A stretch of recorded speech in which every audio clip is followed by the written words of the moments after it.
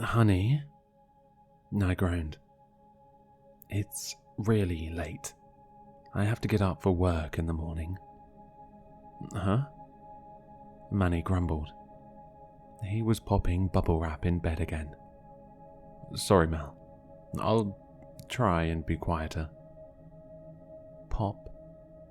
Pop. He was still too noisy, but I let it go. He had recently lost his job. Manny used to work in a warehouse, packaging boxes to be delivered. It was going fine until he was fired.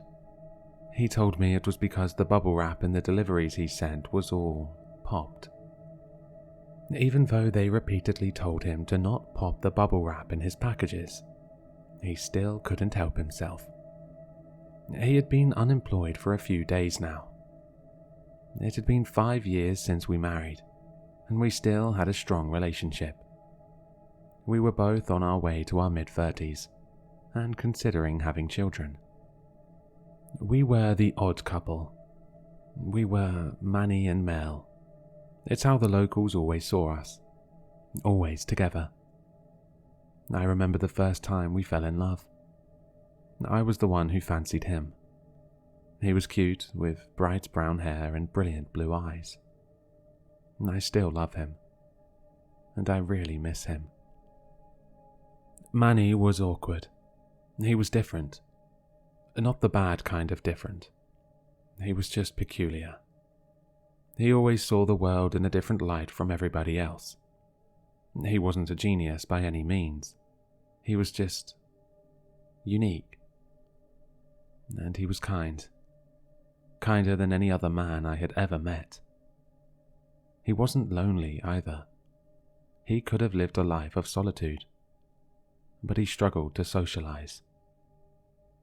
I think that made us work well together. I was the social front of our relationship, and he was the deep thinker.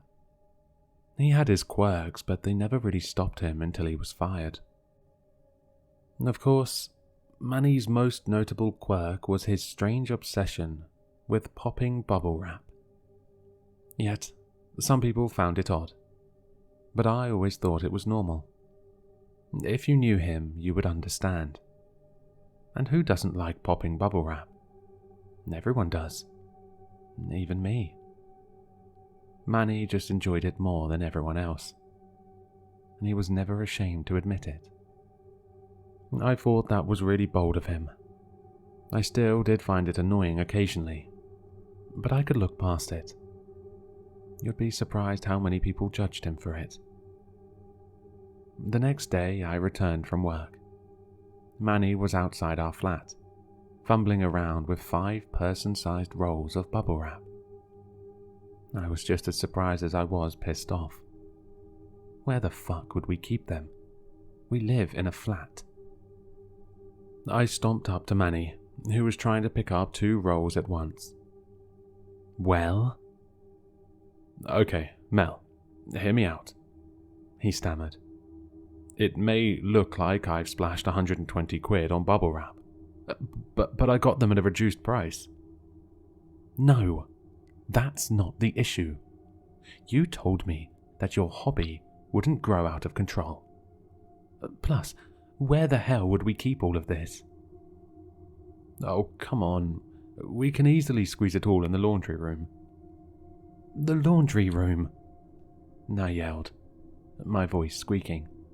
Okay, how much did you spend? About 12 quid, he said, sounding cooler this time. I could not deny how cheap that was for 100-meter-long bubble wrap. Oh, okay. Was there some bargain sale for bubble wrap going on then? Well, you see, the thing is, he seemed to lower his voice, as though he knew some government secret. While I was looking for a new job, I found this website that sells bubble wrap at a reduced price. It was called Bob's Bubble Wrap or something. I'll send you the link on WhatsApp. He got out his phone, and a few seconds later my phone dinged. While he lumbered the bubble wrap into the flat, I tried using the link. This site can't be reached. Manny, this link does not work. What? He said, midway into our laundry room. I repeated myself. This link doesn't work. Are you sure? I tried it again, but it still didn't come up with anything. Yeah, I'm sure. Give me a sec. He dumped the roll in the hallway and came over. May I have a look? I looked at him with a slack jaw. I sarcastically said, Well, okay, Mr. Tech Genius. I don't know how you're going to magically make it work, but go ahead. He took the phone from me. Well, the link worked for me, so I don't see why it shouldn't work for you. Of course, the link only works for you. Like any other person, I do not like being told how to use my phone. Manny did this every time he thought I was being technologically incapable. I guess it was another one of his quirks. Being shrewd as fuck. Here, he said as he passed it back. It worked. My phone showed what looked like an early 2000s webpage. Wait, what did you do? I just used the link, he said as he backed up towards his rolls of bubble wrap. I looked at the site on my phone. It was the strangest site I had ever seen. The title read, Bob's Bubble Wrap for Poppin'. It sounded like it was written by Ned Flanders. I read the description. Have you ever been a wondering why the world uses bubble wrapping for delivering and not popping? Well, my goal in life is to try and make bubble wrap to pop for all bubble wrap enthusiasts' hearts desiring. No strings attached. And everything on here is as a low pricing you'd ever gettin', 10% the usual pricing. Buy now. Like, what? What is this description? How is this site selling this shit to anyone, excluding my husband? This just made me laugh. Anyway, I decided to look at some of his products. He wasn't lying. It only sold bubble wrap, from whips of 300mm by 100m, up to 1500mm by 100m. My husband had gotten 5 rolls of the latter, obviously. He also sold them in all the colours of the rainbow. Thank God Manny only got plain white. The other colours look childish. It seemed so pointless. A whole site just for buying bubble wrap. It smelled funny, but what harm could it bring? I read the disclaimer at the bottom, but only remembered it later. I regret that now. I approached Manny. He had just laid the rolls of bubble wrap out on the floor of the laundry room. How did you pay for this? Did you buy it in store, or... No, they must have delivered it here. You mean for free? He grunted credulously. I guess so. I did not ask how he paid for the bubble wrap itself. Thank God you weren't scammed, you numpty, I said with a hint of annoyance. I hope it was worth it. Now you have plenty of bubble wrap at least. Yep, this should keep me going for a while, he said, stretching his arms and groaning. He then lay back across the bubble wrap, feeling its bouncy consistency. Can you imagine what sex would be like on this stuff? What? I said, giggling. Sometimes my husband would say the most random and funny-ass shit of things. Are you for real? He just gave me a look that screamed, "You betcha." I laughed out loud at this. Come on, let's watch some Netflix. I'll leave you to guess whether we did it on the bubble wrap bed or not. A couple of weeks later, with nothing of note happening, Manny remained unemployed and I kept our boat afloat. So, Scratch what I said earlier about him being capable of living by himself, living a life of solitude. He would most definitely sink without me. I was talking with Jane, one of our neighbors. We did this every time we would run into each other outside the flat. More out of politeness than shared interest, as you do. She was talking about one of the neighbors' cats that usually visits her. You know Mel, the one that keeps bringing me presents? She prodded. Oh, you mean... what was its name? Connie? I suggested. That's right, Connie. Unfortunately, I heard she died recently, she said sadly. I was not surprised. Pets die all the time, yet I still acted sad. Oh, what a shame. Well, yes. She dawned on the face she puts on before gossiping. They apparently found her a bloody mess and almost unidentifiable, except for her color. I frowned. So she was killed by someone? Perhaps, but they could not tell. When they got a vet to look at her, the vet couldn't say how she died. But rumor has it, she looked like she exploded. I let out a short laugh and then inquired, What? Jane chuckled as well. I know. Exploded. Cats don't spontaneously explode, do they? I don't really believe that. Who is to say how she died? I don't know where that rumor came from. It sure sounds way too steep for me. She then lowers her voice back to her normal volume. Oh, I will miss her. It wasn't long ago she brought me a scrap of bubble wrap. It was probably from your husband's collection. I just nodded at this. How is Manny at the moment anyway? Oh, good. Good. Still looking for work. He hasn't given up yet. The conversation rambled off from there. It was not too long before Manny started changing. I was walking past the bathroom one morning when I heard it. Pop. Pop. Manny was in the bathroom. It sounded like he was popping his bubble wrap in there. This was very unusual of him. Plus, the popping noise didn't sound the same. It sounded wetter. Pop. Pop. Then he made a pained noise. It was like he was trying to repress the sound. If something was wrong, I knew he wouldn't make a fuss unless he knew it was serious. Honey?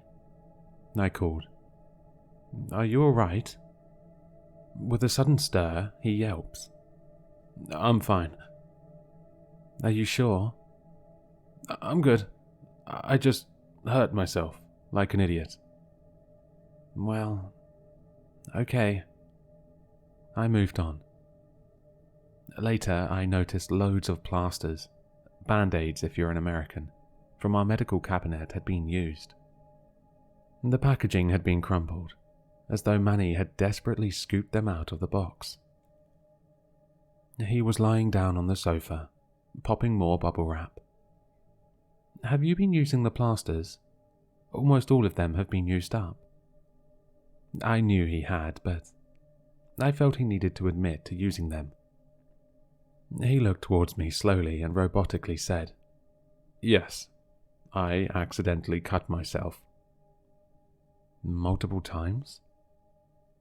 No, I just didn't apply a few of them properly at first. I looked sternly at him. How did you cut yourself? It's a bit embarrassing, but I think I did it on the bubble wrap. Oh, really? I had felt the bubble wrap, and maybe popped some of it, though it didn't seem too sharp. If anything, it was soft and cushioned. Still, I had no real reason not to believe him, so I decided it wasn't worth interrogating him. Then, suddenly, it got a lot worse. The evening news was on, and Manny got up to get something from the kitchen. But he seemed to trip. It was not the sound of him falling to the ground that made me come over. It was the pain he sounded like he was in. He was whining like a hurt deer. "Are you all right?" I said as I made my way to him, though I didn't need him to respond, as I saw the droplets of blood on the floor just behind him. "Gosh, you're bleeding." "I'm all right," he spat feebly. I just cut my heel." "Let me have a look." I lifted up his foot before he could respond. There was an inch-long tear on the bottom of his foot. It definitely was not cut. It looked too jagged. I looked him in the face. "This isn't a cut. It looks like you grazed your heel somehow. Did you tread on something?"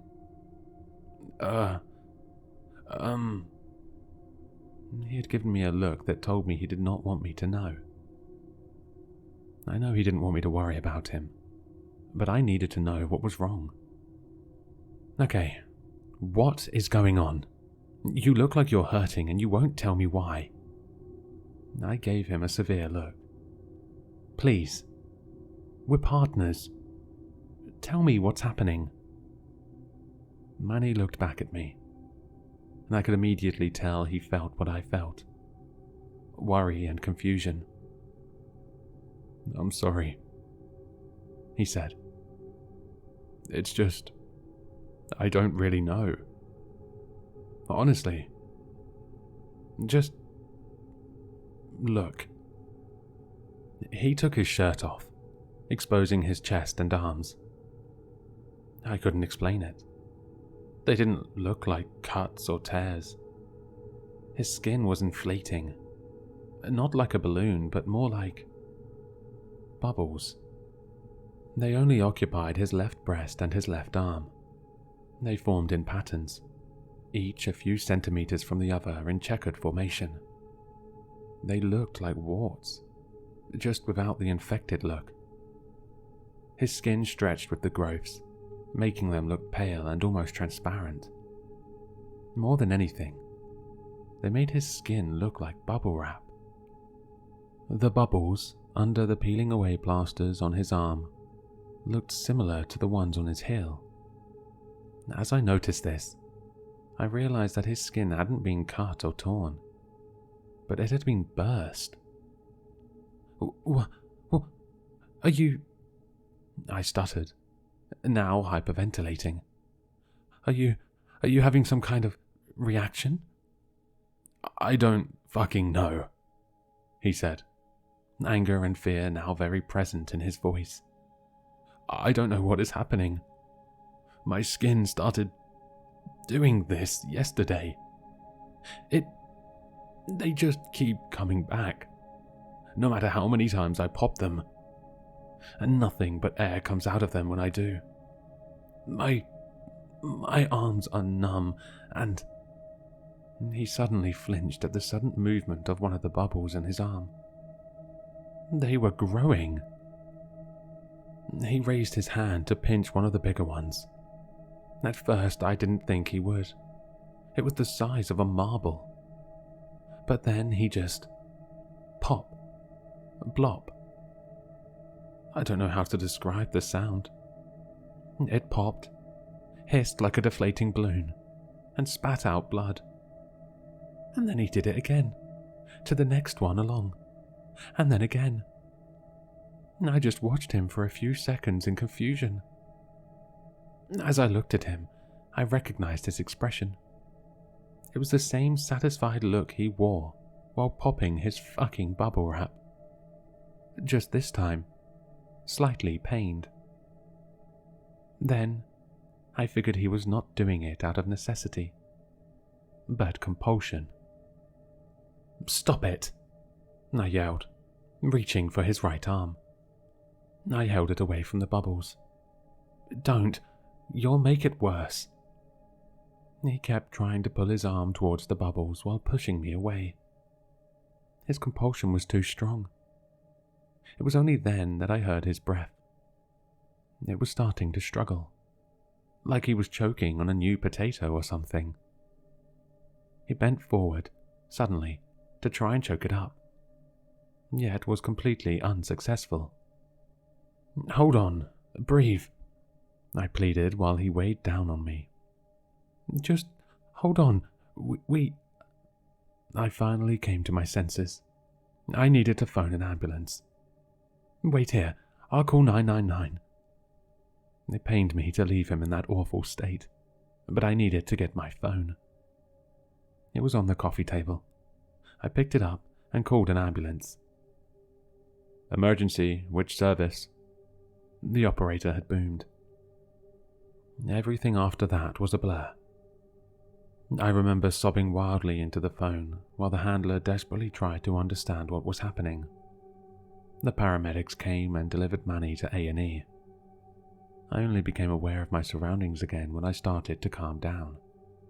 I was in the hospital corridor when the doctor came to me. "Mrs. Watts?" "Yes." I spoke up with confidence. "Is Manny all right?" He looked at me with an expression which meant bad news. "He is all right. He is still struggling to breathe, but..." He paused. "We are still trying everything we can to stabilize him." "What's wrong with him?" I asked. "We don't exactly know.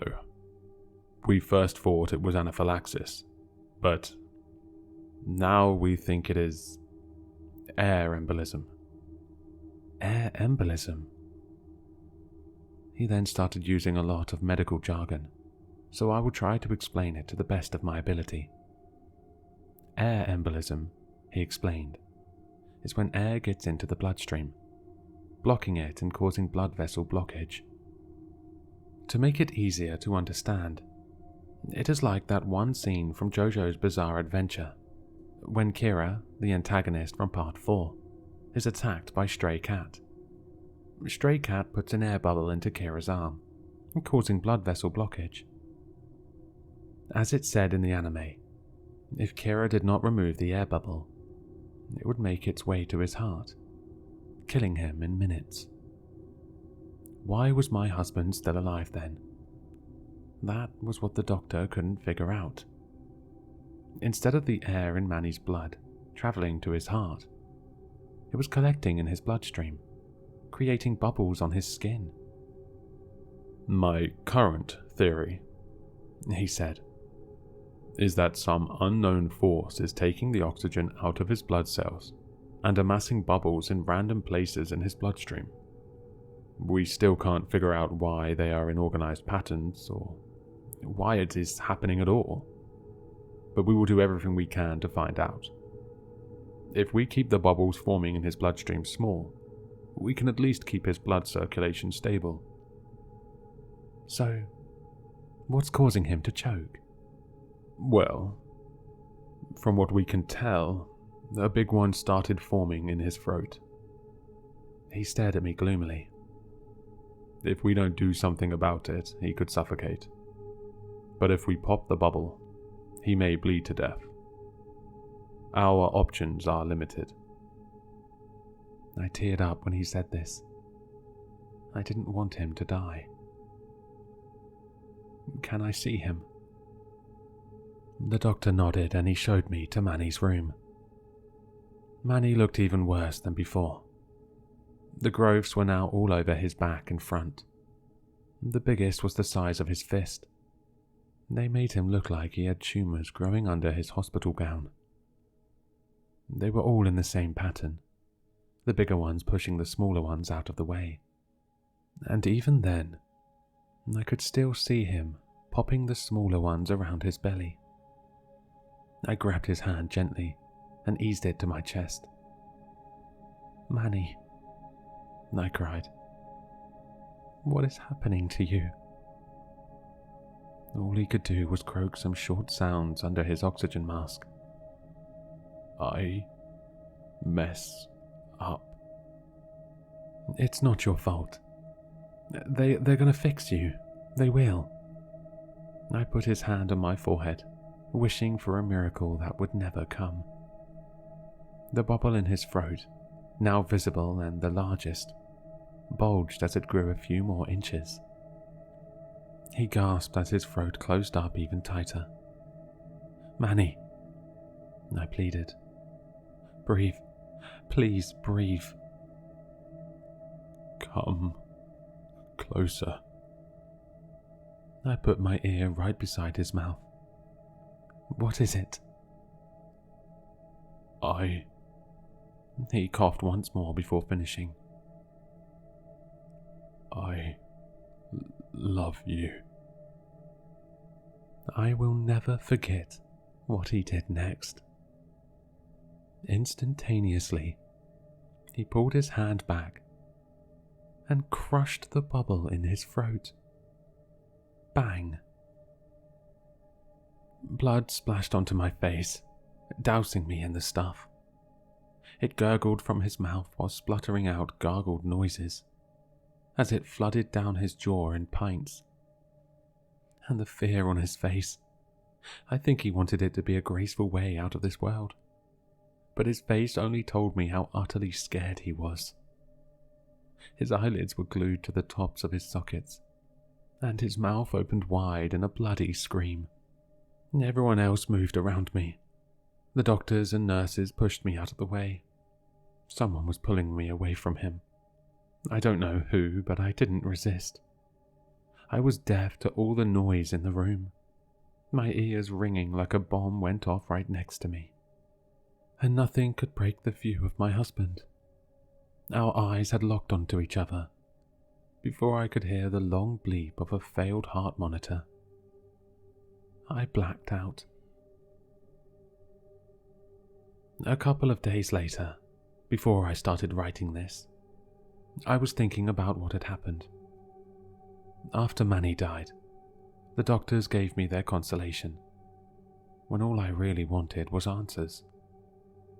The head doctor thought it could be some new virus or disease, like we needed another one.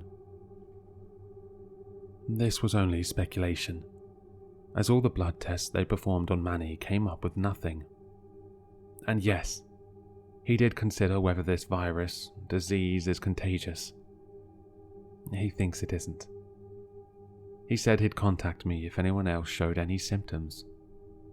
I haven't heard from him yet. I did tell the doctors what happened to the cat and its similarities to my husband. I don't think they will do much to look into it.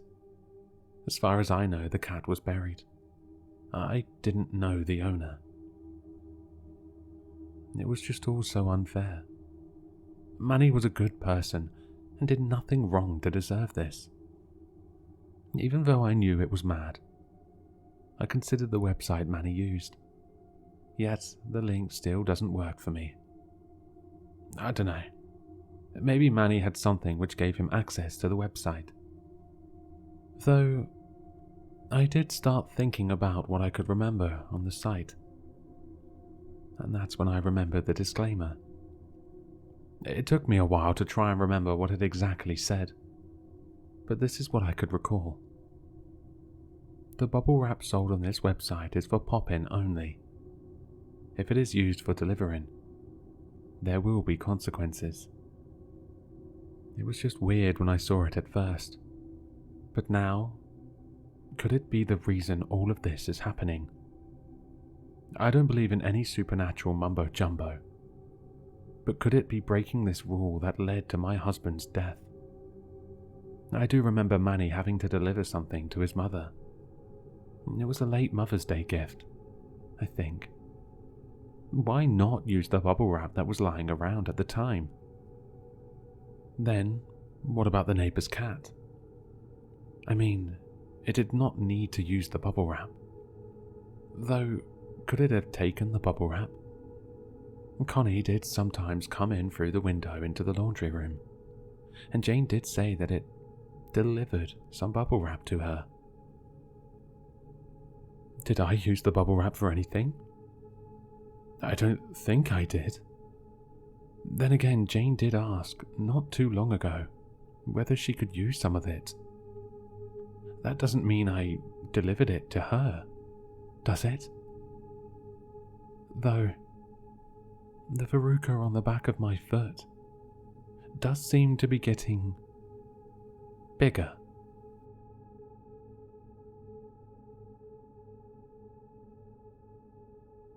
Hello, Sinister listeners. If you've enjoyed this story, then you'll find all the author's information in the description below. For more content, be sure to like, comment, and subscribe to succumb to the sinister.